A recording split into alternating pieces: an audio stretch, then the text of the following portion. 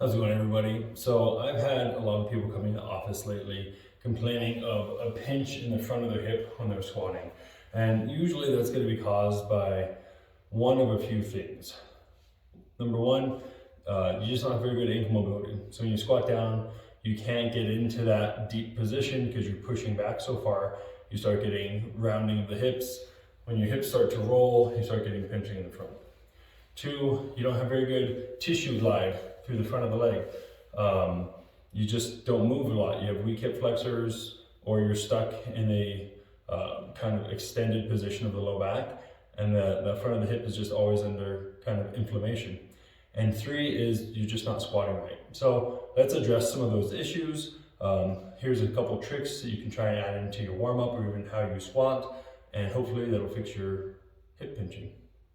So the first thing, let's say like I've rolled my ankle, just never really had good mobility in the ankle. So if I've got really stiff ankles, when I go to squat, it's gonna push me back, right? So I'm squatting down, my knees are not able to go forward because my ankles are stiff.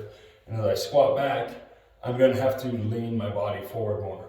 That forward lean is gonna create a lot of rotation in the hip, which is gonna cause a lot of pinching here. So it's also gonna cause butt wink. People, oh, the butt wink.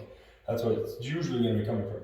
So I'm getting pushed back, I come here, my back rounds, boom, pinching in the hip. So what can we do? Elevate your heels. Lift your heels ½ inch, 3/4 of an inch, even an inch. And now I'm removing the need for the ankle to have to travel forward because I've kind of removed it from the equation. And I can hit that deep squat position with a very vertical back.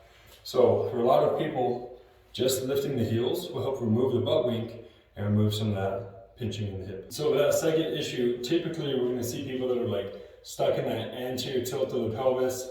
So that hip flexor is always under attack. Their femurs in the front of that hip socket just kind of always getting impinged. So what we're gonna do is we're gonna try and use compression to pull that femur into the back of the socket, open up some of that range of motion and center that femur so that we have better articulation. An added bonus is that compression over that tissue is gonna help with some of that tissue glide. So what we're gonna do is we're gonna take a band. If you don't have a band at your gym, Elite FCS and Rogue both sell bands. Put it over that front of the hip, so it's right through that hip crease. Get down into like a comfortable squatting position. So for me, it's knees wider than my shoulders, feet slightly turned out. I'm gonna push forward and let it pull me back and sit in this position and just let that compression help open up that hip and get that position of the hip centered. So when I go to squat, I'm not just stuck in that front, creating problems for the hip flexor, quad, and the anterior part of the hip. And then the third issue we see is a lot of people have been taught to squat wrong. They've been told they have to have their feet straight forward, knees go straight forward. Well, I'm pretty mobile and I can't do that, right? I have externally rotated hips. So if you look at my hip rotation, like I'm very blocked up here, I'm very open there. So that shows that I want to have my feet turned out and my knees going to the outer half of my foot. So if I squat my feet straight forward, I'm gonna get blocked up there and that's gonna cause low back rounding to try and get into that position. But if I turn my feet out, open them up a little bit, push my big toes towards the outside of my foot, trying to spread that floor, and let my knees go to the outer half of my foot, now I can squat down and I'm not getting any butt wink.